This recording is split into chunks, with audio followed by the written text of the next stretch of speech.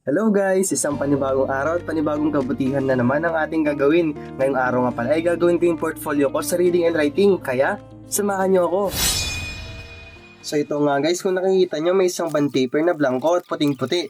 Ngayon ay dodrawingin ko lang ito ng grid line sa brown para mas umakma sa design yung gagawin ko sa portfolio ko.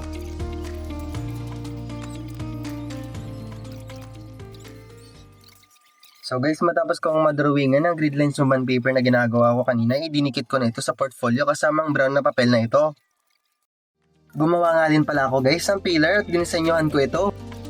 Ang sumunod ko namang ginawa ay ginunting ko itong krinampol ko na brown paper at ibinalot ko sa pillar. At saka ko ito nilagyan at pinaghira ng kulay. Matapos ko nga pala ito mapinturahan ay pinatuyo ko muna ito sa labas.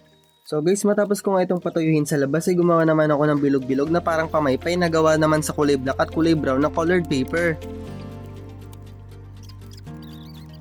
So matapos ko nga gawin ng mga yon ay ipinaskil ko na ito sa aking portfolio. So matapos ko nga gawin at ipinaskil ang mga ibang elemento ay nilagyan ko naman ito ng ilaw o fairy lights kung tawagin at saka ko naman ito nilagyan ng bulak para magmistulang kulak.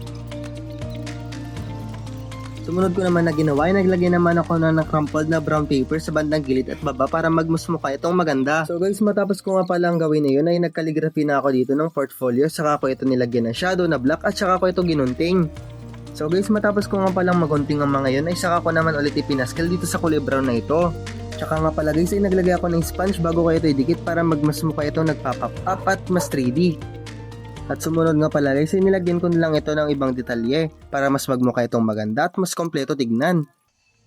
At ayan na nga guys, tapos ang paggawa ng aking portfolio sa signaturang reading and writing. Maraming salamat sa pagsama at hanggang sa muli!